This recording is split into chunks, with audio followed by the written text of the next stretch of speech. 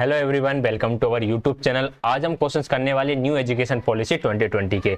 New education policy 2020 के जितने भी इंपॉर्टेंट क्वेश्चंस बन सकते हैं वो सारे यहाँ पर कवर किए हुए हैं। क्वेश्चन नंबर फर्स्ट से स्टार्ट करेंगे। नेशनल एजुकेशन पॉलिसी 2020 के अनुसार परख का पूर्ण रूप क्या है? तो यहाँ पर चार ऑप्शंस दे रखे हैं। इन चारों ऑप्शंस में से कौन सा इसका राइट आंसर है वह चूज करना है।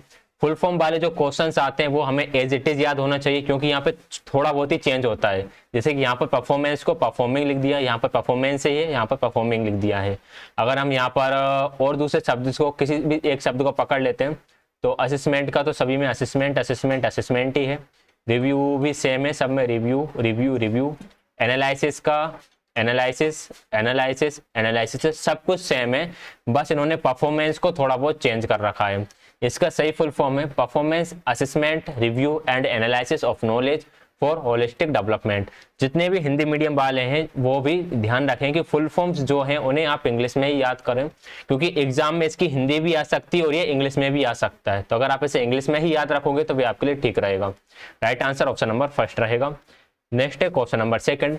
नेशनल एजुकेशन पॉलिसी 2020 के अनुसार शिक्षा में सार्वजनिक निवेश को वर्तमान 4.3 से बढ़ाकर कितना कर दिया जाएगा? 5%, 60%, 6.6% या फिर 6%? क्या होगा राइट आंसर?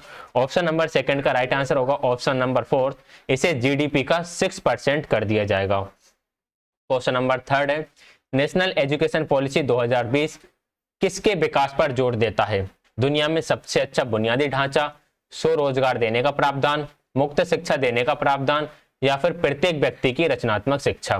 देखिए सेकंड ऑप्शन तो यहाँ पर बिल्कुल गलत है। और अगर हम थर्ड ऑप्शन की बात करें तो आरटीई एक्ट के माध्यम से ये काम पहले ही किया जा रहा है। नेशनल एजुकेशन पॉलिसी बात करता है प्रत्येक व्यक्ति की रचनात्मक क्षमता।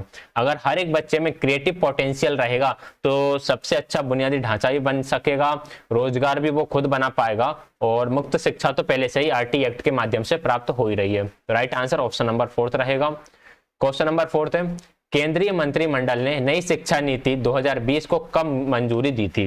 29 जून 2020, 29 जुलाई 2020, 29 अगस्त 2020 या 29 जनवरी 2020?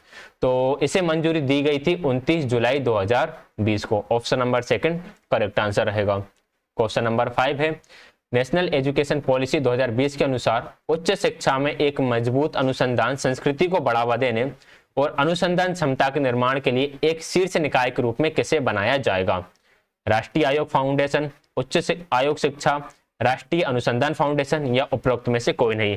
यहाँ पर आप इसी से ध्यान दे सकते हो कि यहाँ पर अनुसंधान लिखा हुआ है और यहाँ पर अनुसंधान लिखा हुआ है, तो राइट आंसर आपका अनुसंधान वाला ही होगा।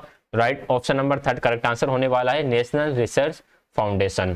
क्वेश्चन नंबर 6 है, नेशनल एजुकेशन पॉलिसी 2020 के अनुसार किस ग्रेड से स्कूलों में व्यावसायिक शिक्षा शुरू होगी जिसमें इंटर्नशिप भी शामिल होगी? Grade 3, grade 4, grade 5, grade 6? तो इसके लिए प्रावधान दिया हुआ है ग्रेड 6 से। ग्रेड 6 से व्यावसायिक शिक्षा शामिल होगी जिसमें इंटर्नशिप को भी इंक्लूड किया गया है। क्वेश्चन नंबर 7 है, नेशनल एजुकेशन पॉलिसी 2020 के अनुसार स्कूली शिक्षा के राष्ट्रीय पाठ्यचर्या की रूपरेखा NCFSE 2020-21 किसके द्वारा विकसित की जाएगी? NCERT, AICTE, IITs and NITs या फिर NCTE? तो क्या होगा इसका राइट आंसर? अगर हम पाठ्यचर्या की बात करें तो पाठ्यचर्या फिलहाल में कौन बनाता है? NCERT द्वारा विकसित की जाती है, तो इसे भी NCERT के द्वारा ही विकसित किया जाएगा। Option number first correct answer रहने वाला है। क्वेश्चन नंबर 8 है, नेशनल एजुकेशन पॉलिसी 2020 के अनुसार मातृभाषा क्षेत्रीय भाषा कम से कम किस ग्रेड तक पढ़ाना है? तो जो ग्रेड 5 है, ग्रेड 5 तक उस स्थान की क्षेत्रीय भाषा या मातृभाषा को पढ़ाना है। मदर टंग, जो भी बच्चे की मदर टंग हो सकती है, जैसे MP में हो तो हिंदी होगी, अदर स्टेट में अदर होगी। रीजनल लैंग्वेज, उस क्षेत्र की क्या भाषा है उस हिसाब से। तो राइट आंसर यहाँ पर सेकंड रहने वाला है। क्वेश्चन नंबर 9 है, नेशनल एजुकेशन पॉलिसी 2020 के तहत कितने स्कूली बच्चों को मुख्य धारा में वापस लाया जाएगा? 1 करोड़, 2 करोड़, 5 करोड़ या 10 करोड़? तो नेशनल एजुकेशन पॉलिसी के तहत 2 करोड़ बच्चों को मुख्य धारा में लेकर आया जाएगा। क्वेश्चन नंबर 10 है, NEP 2020 के अनुसार स्कूल पाठ्यक्रम की 10+2 की संरचना को किस पाठ्यचर्या संरचना द्वारा प्रतिस्थापित किया जाएगा? 3+3+5+4, 3+5+4+4? 5+3+3+4 या 5+3+2+4। अभी वर्तमान में 10+2 वाला स्ट्रक्चर चलता है, इसको प्रतिस्थापित किया जाएगा 5+3+3+4 से। यहाँ पर जो स्टार्टिंग का 5 है इसमें nursery, LKG, UKG, first and second class आएगा। दूसरा वाला जो 3 है इसमें थर्ड, फोर्थ, फिफ्थ क्लास आएंगी। फिर ये तीसरा वाला 3 है, इसके अंदर 6, 7, 8 आएगा और लास्ट में आपकी 9, 10, 11, 12 क्लास आ जाएंगी। तो इस प्रकार का स्ट्रक्चर शामिल किया जाएगा। क्वेश्चन नंबर 11 है, निम्नलिखित में से किसने नई शिक्षा नीति के विकास के लिए समिति की अध्यक्षता की थी? तो क्या होगा ऑप्शन नंबर 10 का राइट आंसर? डॉक्टर के कस्तूरी रंगन, डॉक्टर SR सुब्रमण्यम, ग्रीड पार्की या BP जीवन रेड्डी। देखिए दो नेम इंपॉर्टेंट है जब भी हम नेशनल एजुकेशन पॉलिसी 2020 की बात करते हैं, डॉक्टर के कस्तूरी रंगन और TSR सुब्रमण्यम। यहाँ पर बात है कि नई शिक्षा नीति के विकास के लिए समिति की अध्यक्षता। अगर विकास के लिए समिति की अध्यक्षता की बात करें तो option number first right answer आएगा डॉक्टर के कस्तूरी रंगन। और अगर हम इसमें बात करें कि निम्नलिखित में से किसने राष्ट्रीय शिक्षा नीति 2020 ही आएगा 2020 के लिए मसौदे की अध्यक्षता की थी, मसौदे के लिए समिति की अध्यक्षता की थी, तो फिर यहाँ पर आपको सुब्रमण्यम राइट आंसर टिक करना है। ऑप्शन 1 मिनट चेक कर लेते कहीं कोई मिस्टेक हुई है क्या।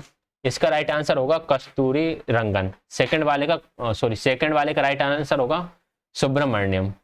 ये गलत हो गया यहाँ पर, सेकंड का राइट आंसर रहेगा आपका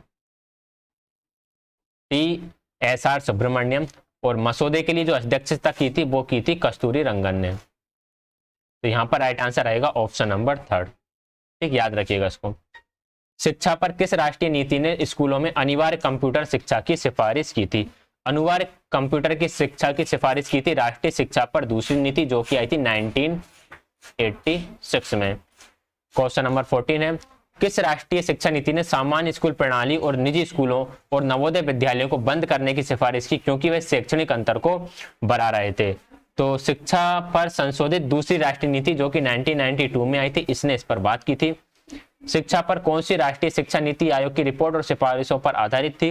कोठारी आयोग, कोठारी दौलत सिंह कोठारी आयोग की जो रिपोर्ट आई थी जिसके आधार पर राष्ट्रीय शिक्षा नीति 1968 आई थी जो कि पहली राष्ट्रीय शिक्षा नीति थी।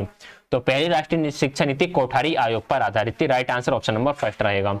ये थे हमारी आज की क्लास के क्वेश्चन जो कि न्यू एजुकेशन पॉलिसी 2020 पर आधारित थे। आई होप आपको क्वेश्चन समझ में आए होंगे। इवन प्रीवियस अगर हम बात करें तो प्रीवियस क्लास से तो अच्छे ही क्वेश्चन थे, प्रीवियस क्लास में से तो बहुत घूमे फिरे क्वेश्चन थे, फिर भी ठीक है।